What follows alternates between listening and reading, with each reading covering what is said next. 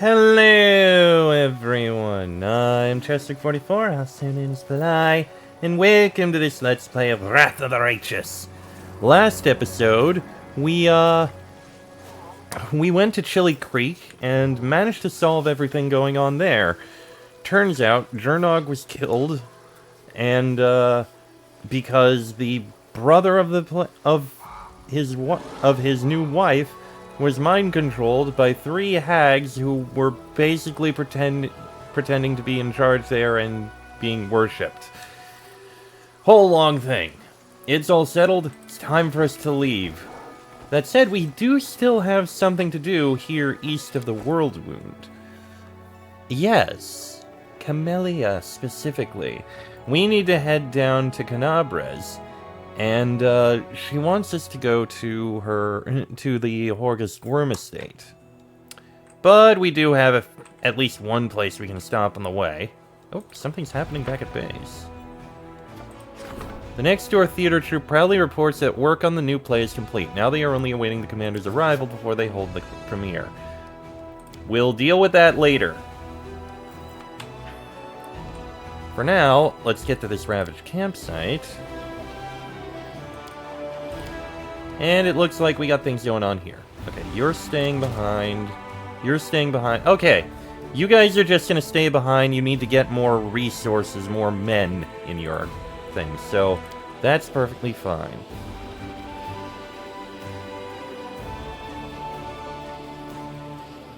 Okay, I'm pretty sure the ravaged campsite... Yeah, it's just a collect thing.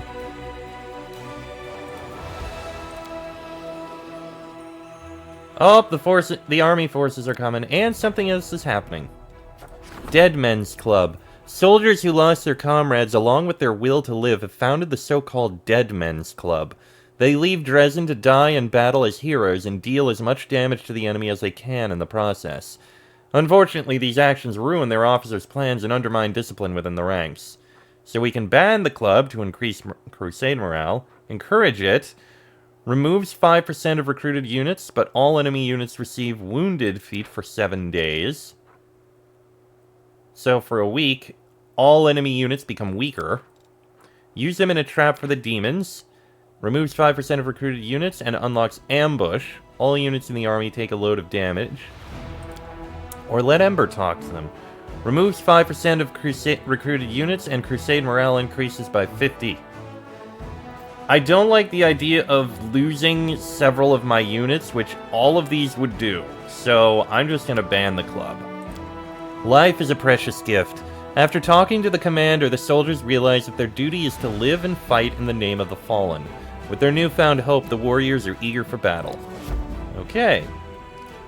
Now, our forces have armies we need to clear out.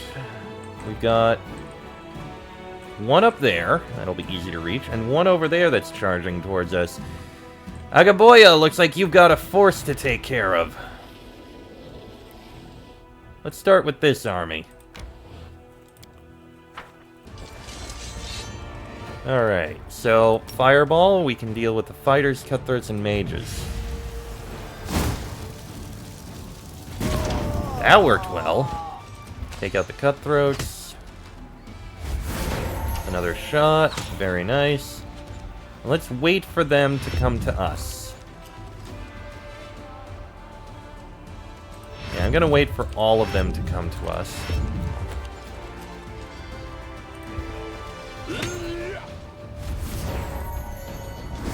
Didn't mean for you to move there, but okay. That's pretty good. You can't quite reach. Oh, wait, now you can.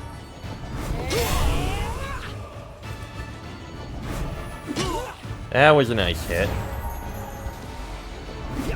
And there we go. Well done, Hagaboya. Alright, and now we need to get you over here in order to meet up with this force. You'll ambush them the next day.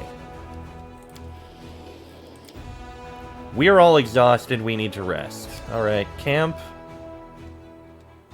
Go ahead with the cheese tostada. Every scientist thinks their field research is going to continue forever. But as the saying goes, At the end of the day, we must all compile our bibliography and references. I suppose.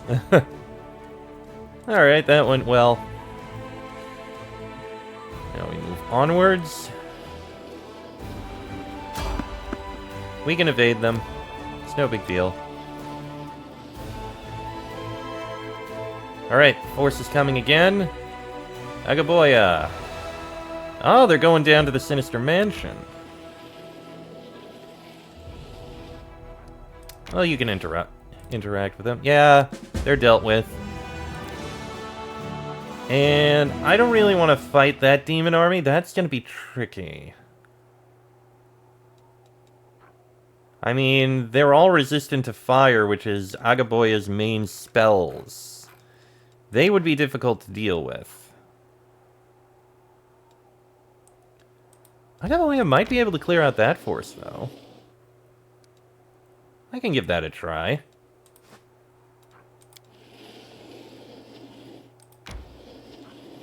And back to Canabras. And we need to go way down to Gwyrm's mansion.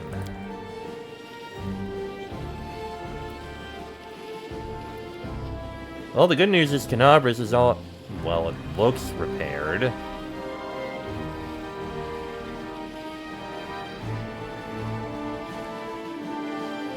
There we go. Okay. I'm gone. Lady Camellia, welcome home. We have been expecting you. Camellia looks at the servant for a few moments, bemused. You have been expecting me? Indeed, my lady. Lord Gwyrm ordered that you be sent to him as soon as you've arrived. The commander will be permitted to follow you, but I must ask your other companions to wait here. Refreshments will be served. Camellia, what's going on here? How curious. Horgus is here and waiting for me. But how did he know? Forgive me for being unable to answer your question, my lady, but those were the precise instructions I received from Lord Gwyrm this morning. Camellia, do you know this man? I have never set eyes on him before. I took up my position here relatively recently. I was hired specifically to serve Lord Gwyrm at his mansion in Canabras. Why can't my companions come in too? Lord Gwyrm was most specific in his request, and I am afraid I cannot speak for his reasons. I can only assume that the conversation will be of a most delicate nature. Please, my friend, let's acquiesce to Horgus's request. I don't wish to make a scene before I fully understand what is going on here. I see you managed to fully repair the mansion after the demonic invasion. Indeed we have. Fortunately, the mansion was almost unharmed. Many items survived the attack, and Lord Gwyrm was able to find comparable replacements for those that didn't. Fine. So where should we look for Horgus? Lord Gwyrm must be somewhere upstairs. He bid me say that Lady Camellia will have no trouble finding him. Please, do come in. Camellia strokes her chin pensively. I was not expecting this. I thought the mansion would be empty, picked to the bones by marauders if it were standing at all, but seeing it fully restored and inhabited. Well, it would be extremely impolite to keep our host waiting, wouldn't it, my friend? Let's go and have a chat with Daddy Dearest. Well, Ivu will be with us as well, it seems. We do it my way. We'll look in all the rooms. Ah, this is the room of my first mentor. Take a look around if you want to. I'm sure you could find many of the curious tools and devices she used during our lessons. Camellia runs her fingers over bundled whips and floggers packed neatly in a drawer, touching each one of them with care. I remember them all. This one makes thin wounds on the skin like a razor blade, while that one shreds skin to pieces. As for that one, the black one, it doesn't leave any marks on the skin at all, but deals so much pain your head spins. Why was your mentor so cruel to you? I don't know. Perhaps the old hag was once trained in the same way, or perhaps she simply hated me. Besides, In her eyes, I was not the daughter of a noble family, but merely some urchin that the Honorable Horgus Worm decided to take in off the street. Why did Horgus allow the Varisian woman to treat you like that? Camellia shrugs. She moved into this house a few years after my mother's death. Horgus often had to go out of Canabras on business, so he gave me into the care of that old shaman, hoping that she would teach me to keep the spirits on a short leash. That old hag must have known what she was doing was illegal. She was very good at hiding the evidence of her teaching. She always made sure to heal my scars by the time my father came back. Anyway, the Varisian didn't even last 3 months here. Oh, how she wheezed when I plunged my stiletto into her throat. And her eyes, shocked and terrified in equal measure. The old crone never suspected a 6-year-old girl could be capable of such a thing. Jeez, you were 6 when you killed her? Holy shit. Why is Horgus still keeping all these things around? Because I asked him to. I want to remember the pain. Both the pain the Varisian dealt me, and the pain I paid back to her. The hatred I felt toward her lives in me to this day. Every time I enter this room, my hands start to tremble, and my heart pounds as if it is trying to jump out of my chest. Camellia licks at her parched lips. That burning hatred is my most vivid childhood memory. Let's get out of here.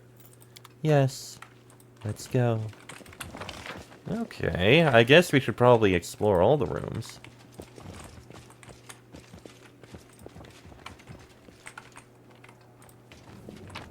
Okay, there's not going to be any new loot, I don't think, but you never know what we'll find. Follow if you dare. Right, whips, chains, and handcuffs and the like. Servant working in there.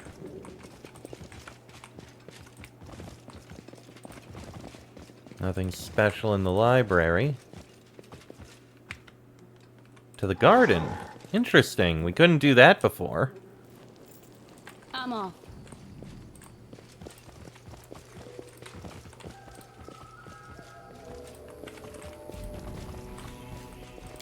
Oh. Ah, camellias. I see they never stop blooming. On my father's orders, the garden must have had camellias in bloom all year long. Whatever the season, whatever the weather. Why does he even bother, do you think? Is this a grave? You're right. But it wasn't that hard to guess, was it? This is the grave of my mother, Iris.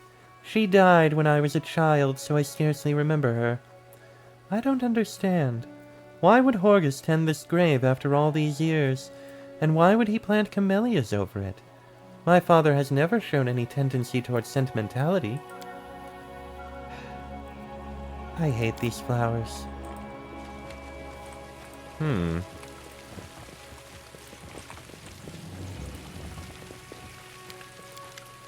This is the grave of my pup. I dug it myself and buried the poor animal. Camellia chuckles and turns to you. Have I ever told you about him? He was so cute and warm. I simply adored petting his curly fur. Until the moment when I suddenly realized that his little body was lying at my feet and his head was in my hands. Did Maria make you sacrifice your puppy? Camellia freezes for a moment. I suppose it must have been, although I didn't even know of her existence back then. Maria chose me long before we met each other. You know, I don't even remember the pup's name. There have been so many others since him. Dogs, cats, birds. Despite having him, she didn't seem to care about the dog that much, did she?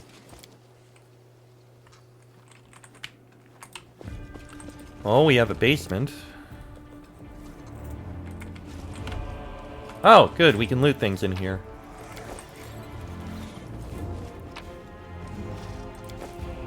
I'll get those boots identified later, I think.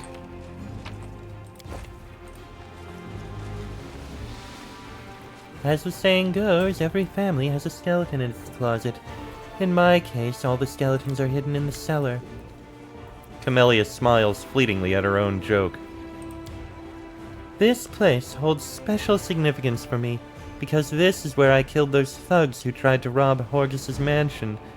They were caught by the guards, and I sacrificed them to Maria. This is where they are buried.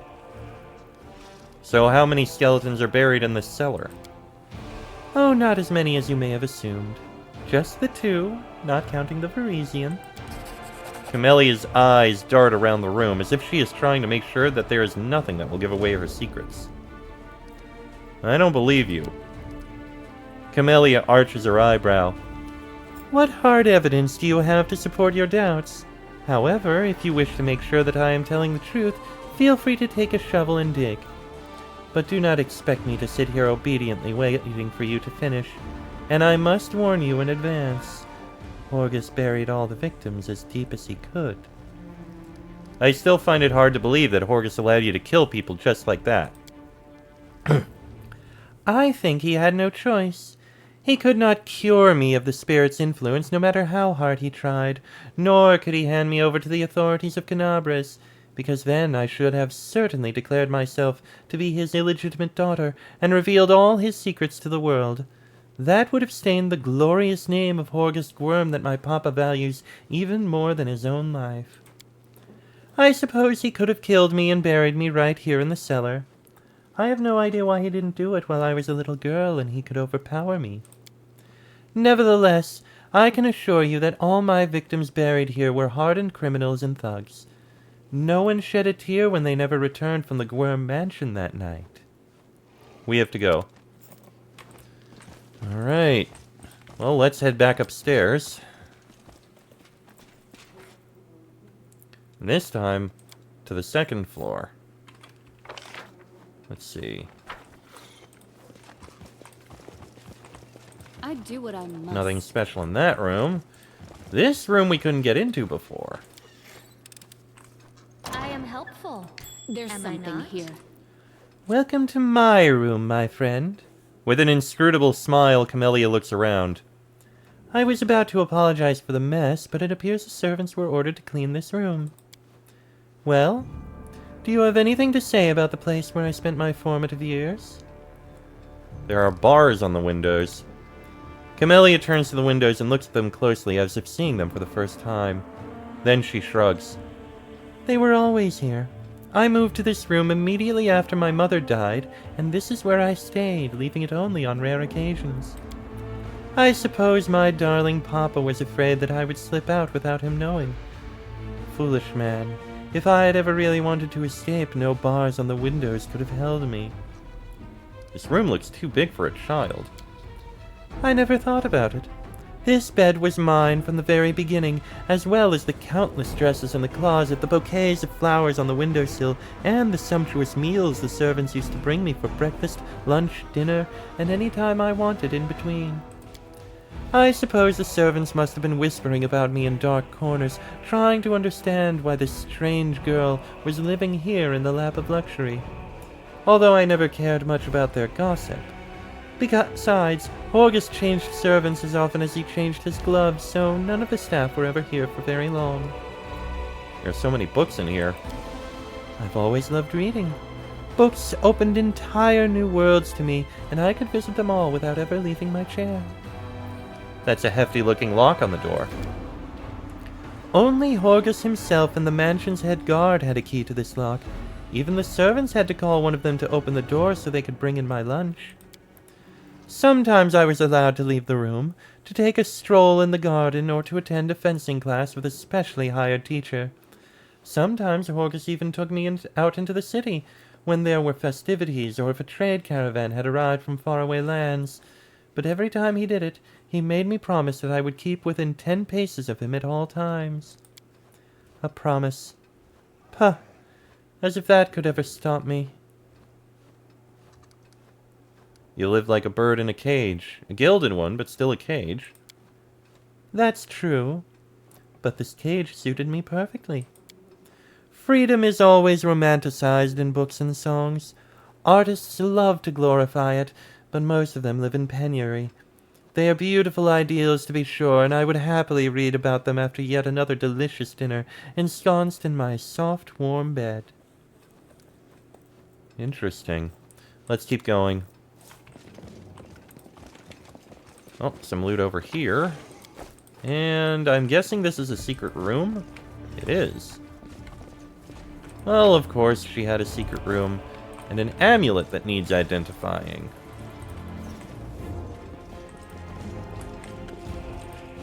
The central hall. Nothing of note in here. This looks like Worm's study. I'm gone. We are sure to find Horgus in his secret study. Camellia licks her parched lips. Before we enter, I should like to ask you one question, if you don't mind. You know our family's history better than anyone else in the world. Tell me, what do you think of Horgus as my father? He's not the best, but not the worst either. I'm sure he tried his best. So that's what you think. Camellia's gaze wanders the room, never resting on anything in particular. Why are you asking? No special reason. Camellia turns her distracted gaze on you. I just wanted to know your opinion of my father before we meet him face to face.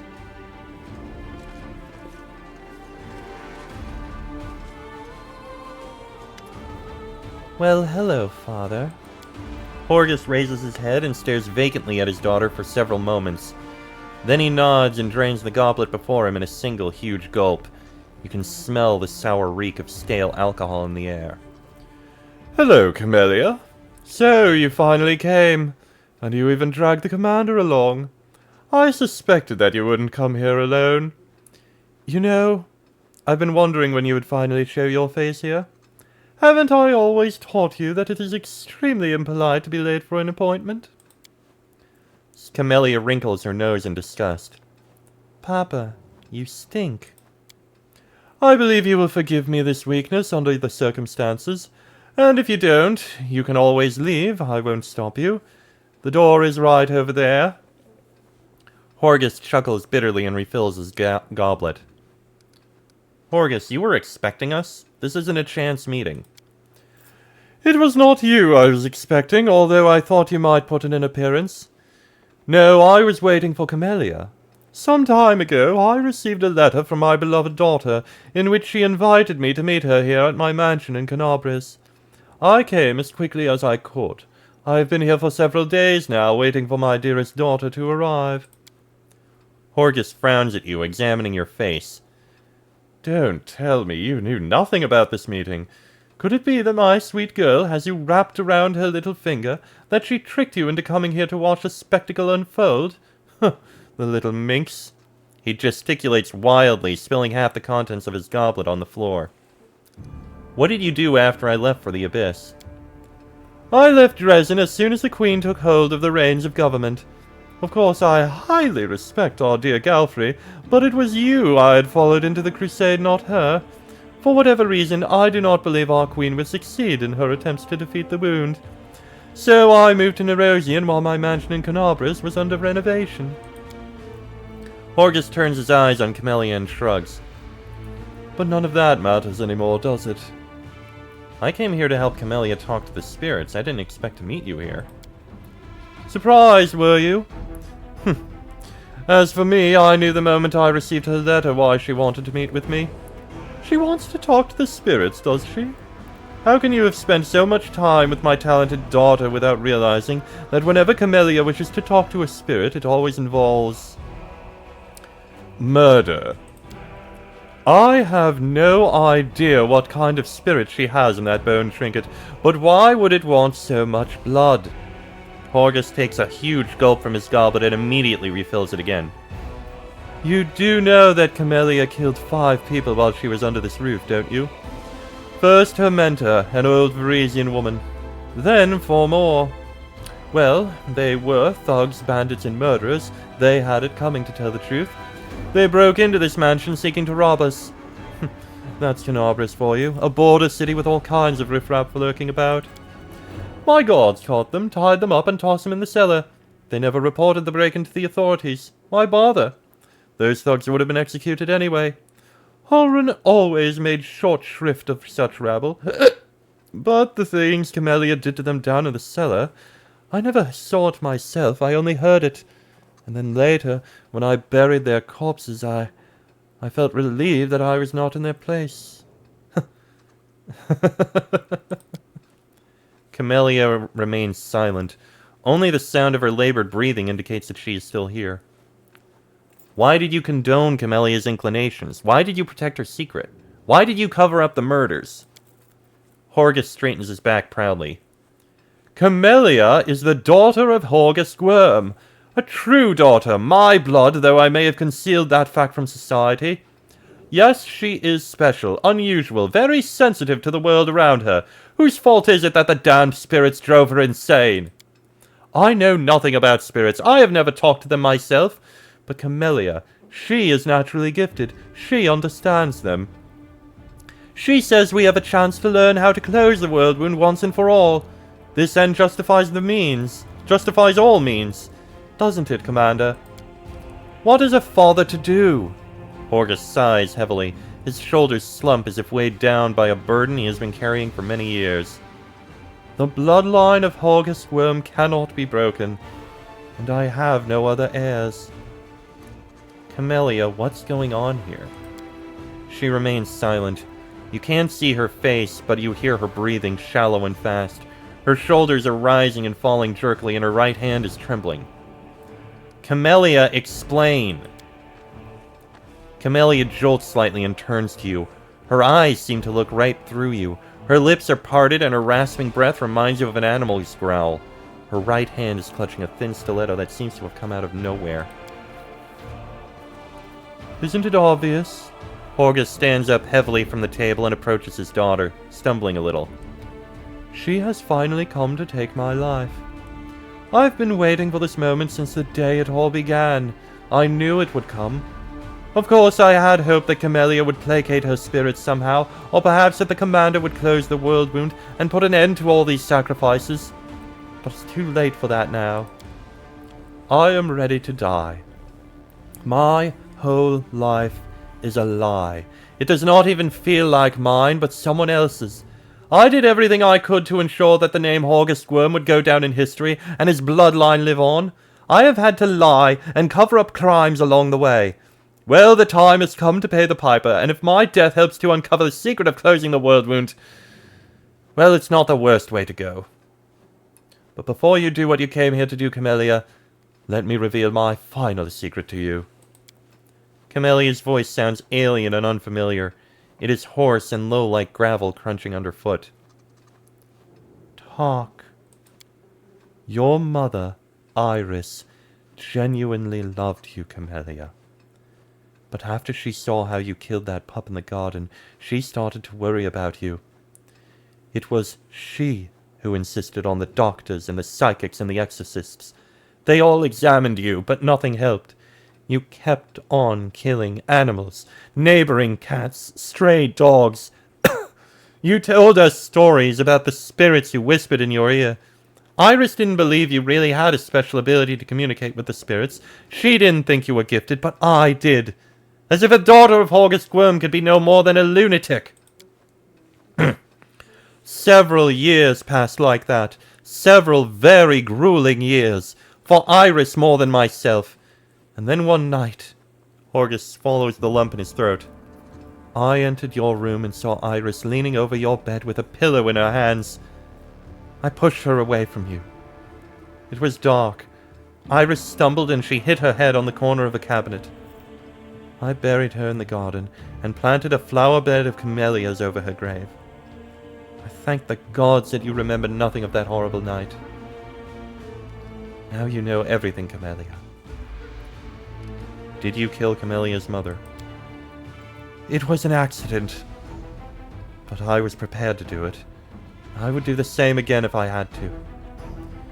The bloodline of Horgus Worm cannot be broken. Forgive me, Camellia. Forgive me for keeping you locked away. Forgive me for never acknowledging you as my daughter. Forgive me for depriving you of your mother and never being able to replace her. Now I have said everything. I'm ready. You killed my mother. And you decided to tell me that now. Camellia's whisper sounds like a hissing of a venomous snake. Why? To unburden your soul? To show me how you protected me back then? Maybe you're hoping I'll hesitate before I stab you in your disgusting heart. Or are you trying to make me weep for my mother, the innocent victim? Well, I don't give a damn about her. The bitch wanted me dead and she failed. Good riddance, I say. And I don't give a damn about you either, Horgust Worm. I don't care about your bloodline or any excuses you can come up with. Do you really think that I couldn't have escaped your mansion if I'd wanted to? You never acknowledged me as your daughter. 'Twas no skin off my nose. You wanted to marry a noblewoman to continue the Gwyrm line. Well, that was your own affair. You provided for me and didn't try to stop me from communing with the spirits. I never wanted anything more from you. But now I don't need you anymore. I have Valai Galasarn, who will protect me and hide me from justice if it comes for me. As for you, you are just garbage left over from my former life, and it's time to dispose of you. The stiletto trembles in Camellia's hand. She grips the handle so tight her knuckles turn white. Camellia, stop! She turns her clouded gaze on you. The spirits crave his blood. I crave his blood. Together we have sealed his fate. You shouldn't kill him. No matter what he's done, he's still your father. The stiletto in Camellia's hand flies up and freezes in front of Horgust Worm's heart. A moment passes, then another. Finally, Camellia exhales loudly and lowers her weapon. Leave. Get out of my life, Horgust Worm. Horgust opens his mouth to say something, but immediately shuts it without saying a single word.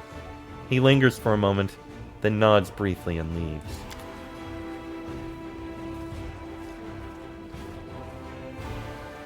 It's all over now. I have rid myself of my past. I suppose I should feel happy. Why, then, do I feel so tired? Camellia gets to her feet and smooths her tousled hair. It was all over too quickly. Don't you agree, my friend? As if something was missing. It's like having sex without climaxing. The end result is nothing but exhaustion. Let's have some more fun, shall we? Why didn't you tell me that Horgust would be waiting for us in Canavres? Camellia shrugs, a trifle confused. I just didn't. Perhaps I wanted to surprise you. Or perhaps I was worried that you'd try to talk me out of it. So are you ready to talk to Maria now?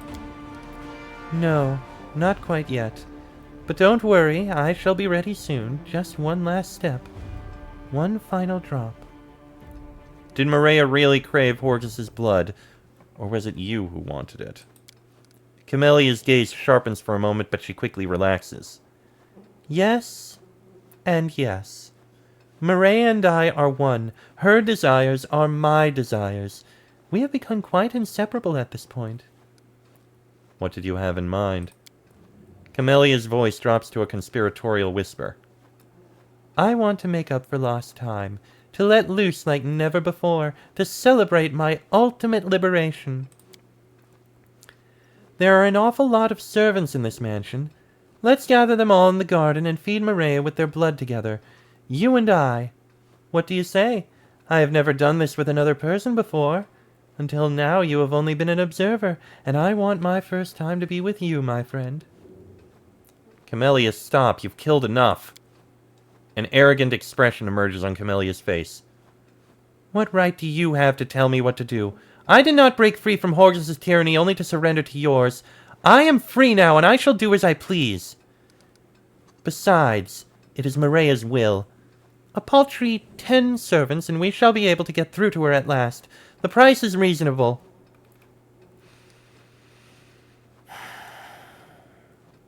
I'll do it, but only for the sake of closing the world wound. This will be unforgettable. Please come here. I have an important announcement for you all from Lord Gwyrm. You are all fired. What? But why? It's hardly a surprise. Everyone knows that Gwyrm changes its servants all the time. This can't be. I wish to speak to Lord Worm himself. Will I at least get my week's wages? Oh, don't worry. Lord Worm has tasked me with ensuring that everyone is paid in full. No one will leave This will be empty-handed. quick. Well, down they all go. I am your end.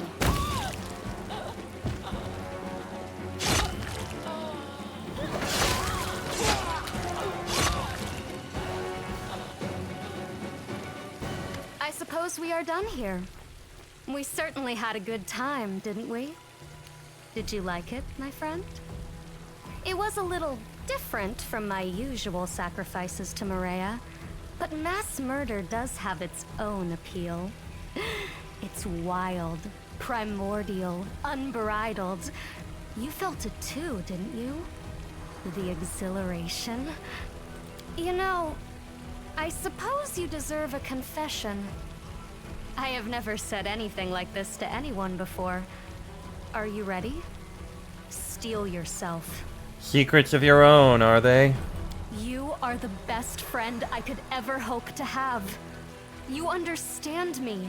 You help me. You are the best thing that has happened to me in my entire life. Well, I'm glad you think so. You know, now that we're so close, I wish to confess something else to you. Are you ready? Go ahead. There is no Maria. I made her up. Camellia takes the amulet from around her neck, stares into the eyes of the bone snake for a while, and then turns her gaze on you. But why? Isn't it obvious? To have a reasonable explanation for all the murders. So that my protector would be too busy thinking of our bright future to lecture me on morality and decency. I like to kill. I don't simply want it. I need it. It is something deep within me. My desire is like an annoying fly buzzing around a room.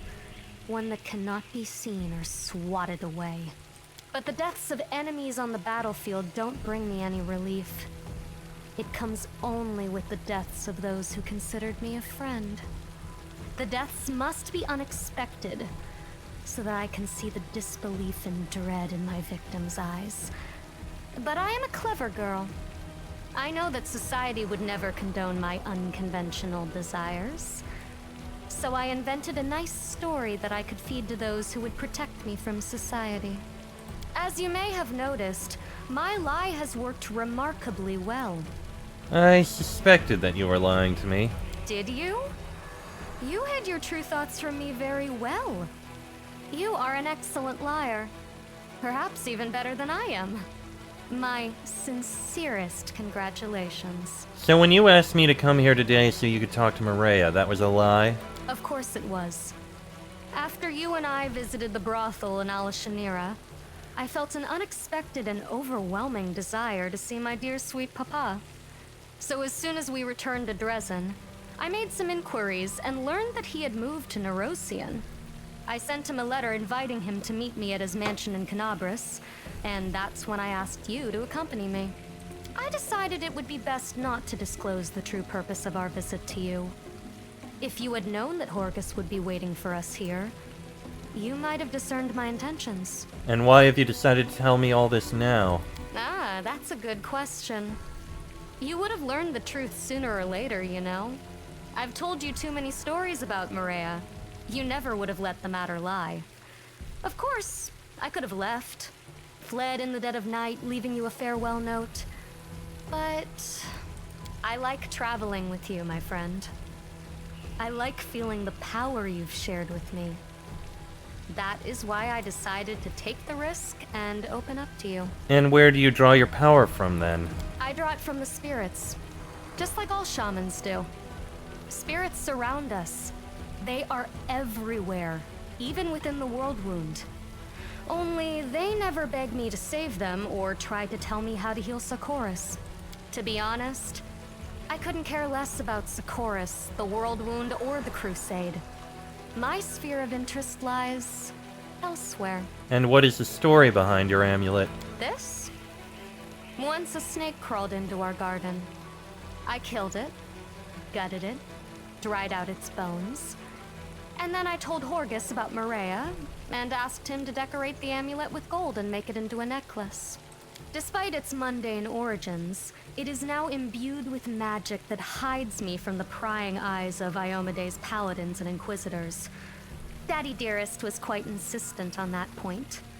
Clearly, he feared that if I were ever caught, I would reveal all the dirty secrets of the Gwyrms to the world. I'm sure you would. But now that I'm with you, I have no need of this amulet anymore. Do I? No one would dare lay a finger on a companion of the Crusade Commander. I've heard enough. Is the interrogation over? Good. I was beginning to feel rather bored. So, what is your verdict, my friend? You are a murderer and your place is on the gallows, but you are useful to me. I'll not banish you from my side. Well, at least that was honest of you. I am glad we had this conversation, Commander. And thank you, all the same. I have no more secrets from you, I promise. Provided, of course, that you can still believe my promises. And thus ends the story of Camellia, We do it my way. a psychopathic serial killer. Yeah! Not many people would keep her around, aside from the fact that she is useful. And that's the entire thing behind her. Haven't you noticed how every time she successfully picks a lock, she makes a comment of, "I am helpful, am I not?" Her entire purpose was to make herself invaluable to you, so that you wouldn't kill her when you found out that she was actually a horrible murderer. I'm keeping her because companions are companions, and I try to keep all the companions with me as long as I can. But don't get me wrong, I'm pretty sure there are a lot of people who would kick her out at this point. Also, she's no longer wearing that necklace, so yeah. She is, without a doubt, even though you can't see it right now, she is basically chaotic evil. Anyway, I'm going to end this episode here. Next episode, we have to head back to Dresden and deal with a bunch of things. That'll be in the next episode. So until then, I am Chestic44, also known as Fly. That is me and Camellia. The others will be here soon. This has been a Let's Play of Wrath of the Righteous, and I shall see you all next time.